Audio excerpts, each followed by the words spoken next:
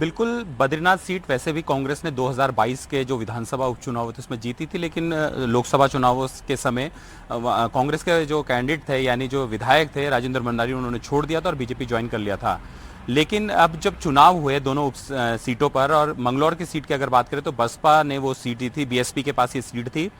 उनके विधायक का डेथ होने के बाद ये सीट खाली हुई थी, तो वहां पर भी उपचुनाव थे।